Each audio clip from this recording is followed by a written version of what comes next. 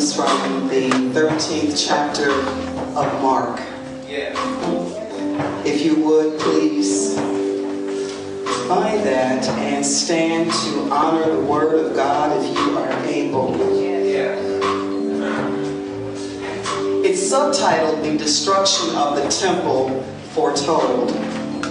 As he came out of the temple, one of his disciples said to him, "Look, teacher, what large stones and what large buildings." Then Jesus asked him, "Do you see these great buildings? Not one stone will be left here upon another. All will be thrown down." When he was sitting on the Mount of Olives opposite the temple, Peter, James, John, and Andrew asked him privately, "Tell us, when will this be? And what will be the sign that all these things are about to be accomplished?" Then Jesus began to say to them, "Beware that no one leads you astray. Many will come in my name and say, 'I am he,' and they will lead many astray. When you hear of wars and rumors of wars, do not be alarmed. This must take place, but the end is still to come. For nation will rise against nation and kingdom against kingdom. There will be earthquakes in various places. There will be famines. This is but the beginning of the birth pains." Would you please pray with me on a message entitled, "The End is Not the End." The end is not the end. Oh, gracious God, my God and my Redeemer, I thank you for who you are in my life. I ask, oh God, for your forgiveness for those things that I have said, done, or thought that are not pleasing to you. Let the words of my mouth and the meditations of my heart be acceptable to you, Christ. In Jesus' name I pray. Amen. You may be seated in the presence of the Lord, and if we could turn that key down a couple more notches, I would be most appreciative. Also, let's make sure the children are supervised in the back. There needs to be an adult back there. Amen. Amen. Well, speaking of children,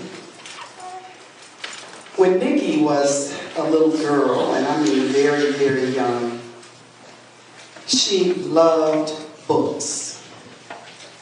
Where other kids, like her brother, loved toys, Nikki loved books. And some of you might remember when the malls had a bookstore, or when there were bookstores all around. You could just, drive around and you could find a bookstore. So whenever we went to the mall and there was a bookstore, that's where she wanted to go. I could actually leave her in the bookstore in a certain place, and she was going to be there when I came back with about 10, 12, or however many books that she could exhaust during that time. Now her brother, on the other hand, we had to go to the toy store, and I had to sit there and watch him. But anyway, that's a whole other sermon. Nikki loved to read, and she memorized her favorite books. And so, I don't know about in your house, in our house, we took turns reading those good night stories, those bedtime stories. And so, when it was her father's time to read the bedtime stories, and he would be tired and wanting to hurry it up, he would read a few pages, and then he would skip to the end and say, "The end." Yeah. He'd read a few pages, and as soon as she looked like she might be dropping off, he would flip over to the back and say, "The end." But guess what? Nikki knew the story. And she would quickly correct him and tell him it was not the end. And then she would turn back to the page he left off from. At a very early age, my child knew that when her dad read books, the end wasn't always the end. He wanted to hurry up and unwind from his long day. He wanted to get to the task over. But Nikki wanted to hear every detail of what happened before the end came. We're no different. When life hits, sometimes after going through a few pages or a couple of days of that mess, we say, the end.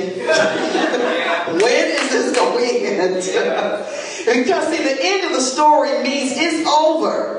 And who wouldn't want to get to the end when things are going rough? When life is hard? When you got tears and all of that stuff is going on? You want to say the end. But guess what? Sometimes the end signals more of the same. Sometimes because we're in such a hurry to get to the end, we don't receive what we're supposed to get from the things that happen before the end. I'm going to say that again. That was all in Sunday school, TJ's all in that. Sometimes because we're in such a hurry to get to the end, we make concessions.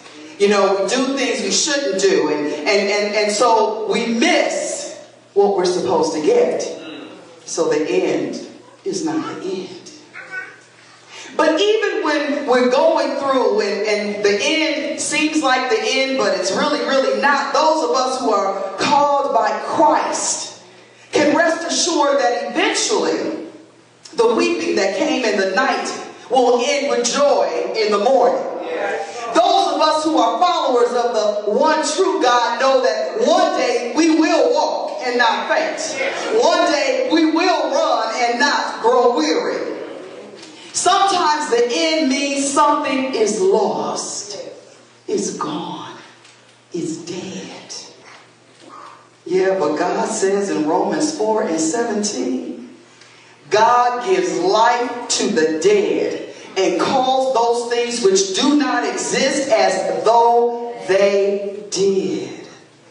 So God can bring your marriage back to life. God can bring your business back to life. God can bring your relationship back to life. God can bring your dreams, your job, your health. God can bring your faith back from the end and give it life. What you're calling dead, God can declare that it lives. What you believe has ended, God can give it another ending. Yes. Cindy Trim writes, everything you see begins with what you don't see. Things are not falling apart. They're falling in place. God is at work in the wreckage. Y'all, some of y'all tore up from the floor. But God is there. Everything you see right now began with something you didn't see. It began in the spirit. And then it becomes manifested if you keep holding on. Things are not falling apart. They're falling into place. And God is at work in the wreckage of your life. In the wreckage of your relationship, in the wreckage of your finances, in the wreckage of your job, God is at work. So I submit to you this morning for your consideration that the end not being the end is a good thing. You know? Jesus tells his disciples that the end is coming. And prior to that, it won't be a pretty sight. The end is coming, but it won't be a pretty sight. He says all kinds of things will happen, and just when you think this will be the end, it won't. He uses those large buildings that they were walking past and admiring to illustrate this point. And when they press him for more details, he paints a picture we've been experiencing probably all of our lives. Wars and rumors of wars. Nations rising against nations. Kingdoms against kingdoms. Earthquakes and famines. Might add fire. But he says is just the beginning of the birth pangs. Whew. Lord, you need to tell me this ain't the end. No. It's just the beginning. I like the analogy of birth pangs, because any of us or some of us already know that pregnancy does some interesting things to your body. Amen. Your emotional state, your everything. And some of it can be uncomfortable and challenging. And guess what? It can take at least a year after giving birth for you to even feel like yourself again. But you can't rush the development of a fetus. The baby's going to come when the baby is ready to come. There are certain stages it must go through. There are certain things a person carrying new life can't do while you're pregnant. I ain't just talking about being pregnant in the physical. Some of y'all are pregnant with a whole lot of possibility. Some of y'all are pregnant with books that need to be written. Some of y'all are pregnant with a healing that you've been wanting, and it's there. It's there. See, when you're pregnant, you have to experience every bit of the stretching that's evident inside and out. See, it's not just your stomach that stretches, that your insides have got to move over and make way.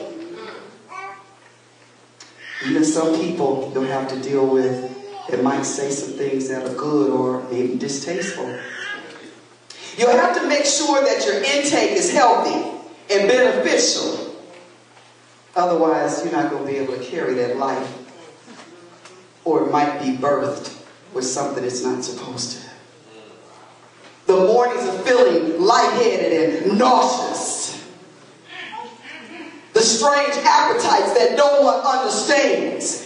But the real discomfort, church, is yet to come. Even when your water breaks or you begin to dilate and the view is in sight, this is only the beginning. The end hasn't come. What looks like the end won't be the end. Sit back for about 18, 24 more hours. And then Jesus has a nerve to say, well, this is just the beginning. And some have said, it gets worse before it gets better. So how does that benefit us? How does the end not being the end benefit us when we're sick and tired of being sick and tired? When we have more month than money? When we have reasonable activity of our limbs, but we could use a little bit more? When we've got a sound mind, but it's on overload. When we've got a portion of health, but that's not allowing us to do what we need to do. You might be in the middle of something right now, and you're asking the Lord, when will this end?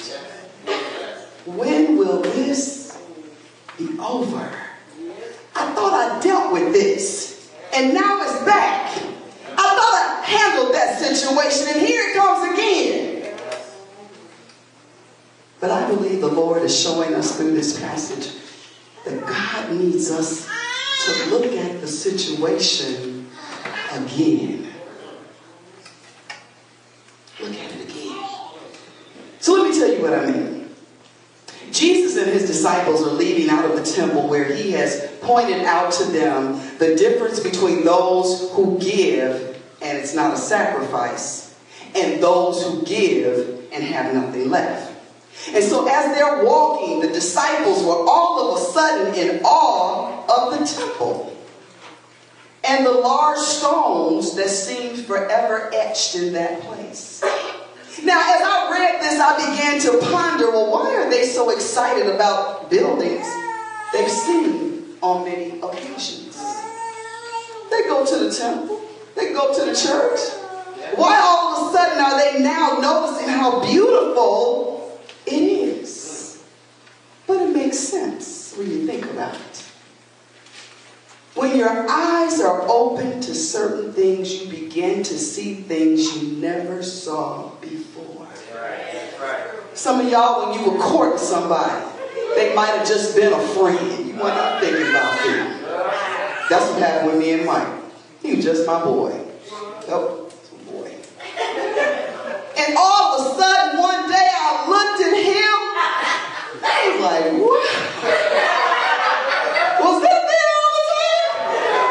Think I'm going to marry him. Sometimes we don't see something that's there, but it's always been there. Sometimes your heart can be open and you begin to feel things you never felt before, even though those things were always near you. Have you ever noticed things you never paid attention to, like when the weather is clear? Or when the season is like it is now and the trees are bare and all of a sudden you see a building behind the tree and you never even realized that building was there? Yep. How about when you get the chance to sit on the passenger side and not drive? Amen. The things on that side are different than the things on that side. And have you ever noticed that while you were walking that you didn't or couldn't pay attention to some things that you were seeing because you were driving? The disciples seem to have noticed some things they hadn't before. Historians tell us that this second rebuilding of the temple was something to be in awe of. But guess what? It had already started 19 years before they even said this. 19 years before Christ hit the scene. They say the building was 500 yards long and 400 yards wide. That's 5 NFL football fields. That was the temple. And they said the stones were really, really huge and they were covered on the outside with gold plates. And where there wasn't gold, it was blocks of marble that was so white that from a distance they looked like snow on the temple. The disciples noticed things about the exterior of the building that they had frequented. And so we can begin to look at our situation at different angles or through different lenses. Sometimes somebody's got to give you another perspective about your situation. But sometimes what we need to learn comes from within. Sometimes when we look at what we're going through, what we're looking at, there's more to why it's happening. Sometimes the reasons are not so obvious. Have you ever wondered why a person acted a certain way and you got to talking to them and then you found out their story and it began to make sense? Sometimes we have to look longer. In a devotion I read last week, the writer described a camping trip. And any of you that have been camping, one of the first things you like to do at night is lie on your back and look at the stars. But that wasn't what blew her mind. What gave her revelation was that the longer she stared at a certain spot, more stars seemed to appear. Just like the sun I talked about a few weeks ago, and I told you that EJ told me it was sunny and it really was cloudy, but he insisted that, no, it's sunny, Grandma. Sometimes we need to sit with something a little longer to see it clearer, to see it better than we believed it to be. And sometimes the reasons are deep within. I was watching one of my programs, The Walking Dead. And I'm sorry. I'm one of those. And one of the characters said, you probably heard this, sometimes you have to let the cracks happen so the light can come in. Yeah, that was on Walking Dead. Sometimes you have to let the cracks happen so the light can come in. Herod built many buildings. And you might wonder why he would build a temple for the Jews, people he could care less about. Well, I've read this was a strategy. It was a way to pacify those who couldn't be bought. You know, the ones who need people approval more than God's approval. You know, the ones who are so focused on what they want or what keeps them on top that they forget that God should be loved first, which enables us to love our neighbor as ourselves. Well, I read an interesting bit of information in a periodical that I read frequently, and it was the 2018 American Values Survey by the Public Religion Research Institute. If y'all give me a few minutes, I just want to share some interesting facts, and you probably already know this. And it's about Christians, but specifically white evangelicals. It says that white evangelicals who participated in this survey are the only religious group with more than half, 54%, believing that the United States becoming a majority of minorities in racial diversity by 2045 is a negative thing. White evangelicals are the only religious group with the majority, 51%, favoring a law preventing refugees from entering the country. White evangelicals are the only religious group with a majority, 57%, saying immigrants threaten American customs and values. White evangelicals display the strongest support, 70%, for a travel ban of those from some Muslim countries. White evangelicals are the only religious group saying that churches are handling issues of sexual harassment well. White evangelicals are more likely than any other group to say that the killing of a black man by police is an isolated incident. 70%. Wow.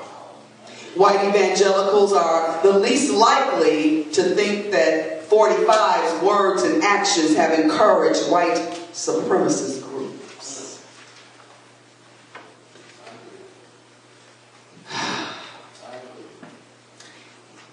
It continues by saying that if that group, which is so very large, did not approve of what was being said and what was going on, that 45 would be rendered impotent. Yeah. He would not be able to get away with that. Come on, y'all. Right. That's right.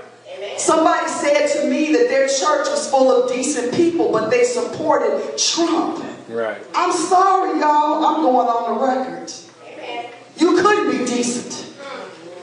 You could not be thinking clear when you think it's okay for a black man to be killed by police. Yeah. Yeah. Some days the murders, the ugly talk, and the abuse at the hands of 45 and his cult members seems too much to bear. And we want the end to come. But unless we look at this thing from all angles, the outside and the inside, this will keep coming to haunt us. Come on, y'all, look at history. Everybody was in school. How many different times does our culture have to be stripped from us before we get it? How many times does our dignity have to be crushed before we get it? How many times does our self-worth have to be devalued before we do something better with our lives? How many more times do we keep putting up with people who put people before God and we think it's okay? The article says at the end, who is Jesus Christ for us today? Well, the Word of God says that Jesus Christ is the same today, yesterday, and tomorrow. Yeah. And if we all read the same Bible in our churches, I don't know about these decent people.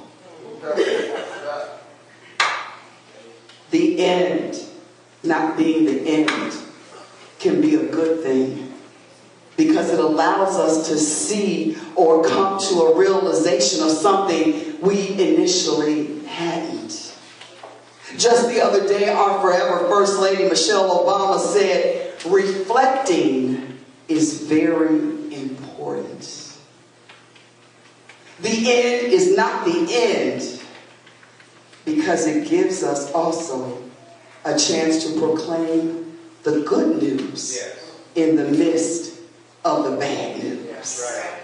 That's right. One of the many things that I love about my Jesus is Jesus keeps it 100. Jesus gave the disciples some cold, hard facts. You know, Jesus didn't sugarcoat nothing. He said, this temple that y'all sitting here admiring because it's beautiful and sturdy, it's going to be destroyed. Literally and figuratively. And after he said that, 40 years, the temple was destroyed by the Romans. And guess what? They took it apart, brick by brick. But Jesus also wanted them to make the connection that those things we admire even about ourselves, that appears beautiful and sturdy based on man's opinion, will need to be destroyed if we are to be with Jesus when he comes again. I used to tell my kids, when people would tell them, compliment them, I'd make them say thank you. But I would also say to them, because these compliments would be about what they had on or how they looked. I said, I'm more impressed with how you act. Oh, that's okay. I don't want to hear nothing about what somebody said about that dress you got on, unless they can tell me that you behaved yourself appropriately. Right. I don't want to hear nothing about how fine they said you are. If you don't step back and let a woman go through the door first, you ain't no son of mine. We can't get into the kingdom when the Lord comes if we're so busy admiring the outside. We got to proclaim the good news in the midst of the bad news. And so I'm going to read further in the passage, because beginning with verse 9, Jesus says, after the birth pains, he says, now watch out for yourselves. People will hand you over to the councils. You will be beaten in the synagogues. You will stand before governors and kings because of me, so that you can testify before them. They're going to smear your name. They're going to drag you in front of people. They're going to accuse you. They're going to say you need 7 medications. But you're going to be able to say, no, that's not what my God said. That's not what I know of my God. Now, I'm not saying that medicine is bad now. Don't get me wrong. But sometimes we got to face some facts. And I'm not trying to offend anybody in the medical profession. But sometimes the doctors have an arrangement with a pharmaceutical company. Now, I'm going to tell the truth. Make sure that's on. That's the only way we're going to learn. They have arrangements. That's why they come in there with the samples. Yes. You know that happened to me the other day. Sure did. I'm sitting there waiting. So we have to realize that every opportunity that we have is a chance to testify to the goodness of Jesus. See, Jesus said, now, before I can come back, the gospel's got to go to the whole world. So we got a lot of work to do. So the presence of persecution does not relieve us of the responsibility of proclaiming the good news. Verse 11 says, though, when they haul you in and hand you over, you ain't got to worry about what you're going to say. You don't have to worry about your answer to the question. Instead, say whatever is given to you at that moment. For you aren't doing the speaking, the Holy Spirit is. Church, if someone told you that in order for all this craziness to stop in your life, that all you had to do was put some God on it, would you believe them? Yeah. You ain't gonna get that joint. Just put some God on it. Yeah. You know, you tell your problem how big your God is. my favorite minister, one of my favorites, he said, when you start talking about God, God will sit down in your praise. When you start talking about God, I know it is hard when you're going through. But you go ahead and get that cheer out, get that cry out, get that scream out, maybe get that cuss out. And when you finish, you start talking about how good God is. You start telling the devil, you're alive, you're just trying to make me better than I am. Because when I get through with this, when God gets through with me, I shall come forth as pure gold. James even tells us that whenever you face trials of any kind, consider it nothing but joy. Job said, your life will be better and brighter than the noonday. Its darkness will be like the morning, and you will have confidence because there is hope. Isaiah says, when you pass through the waters, I will be with you. And through the rivers, they shall not overwhelm you. When you walk through fire, you shall not be burned, and the flame shall not consume you.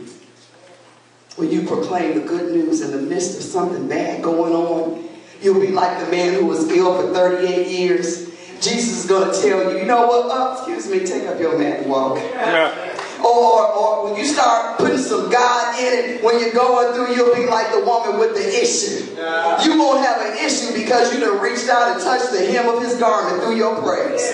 When you put some God on it, when you talk about Jesus, when you praise Jesus, your faith will make you well. Your blindness will be cleared up.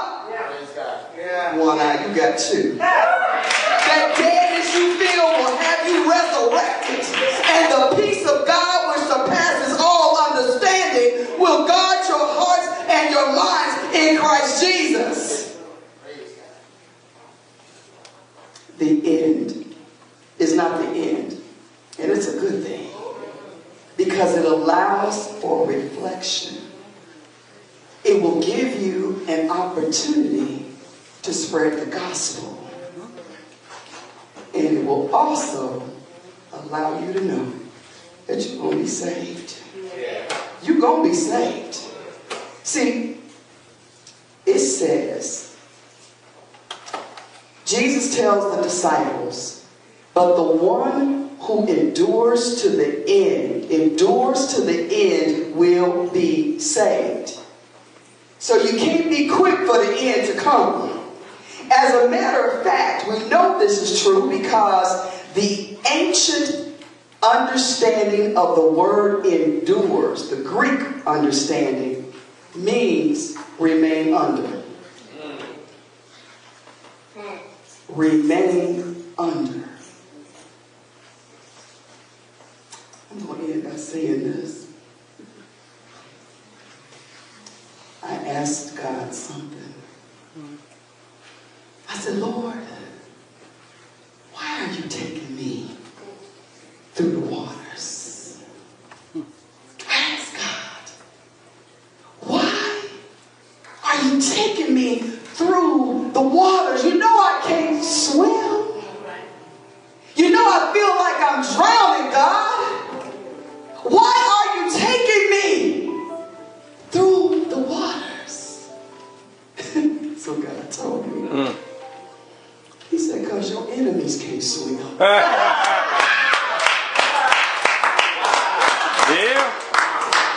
not worried about I can't swim. My enemies can't either. But God is taking me through. Not them. God is taking me through. So the end is not the end. It's a good thing. Yeah. Because it allows you to reflect a little bit longer. It allows you to proclaim the gospel. Sometimes y'all hear Shanice singing in the praise team and you all just have no idea what they left behind. What they might be going through. Because they decided they're going to sing till the heavens come down. The end is not the end is a good thing. Because you're going to be saved. God got you. Yeah. Amen. Amen.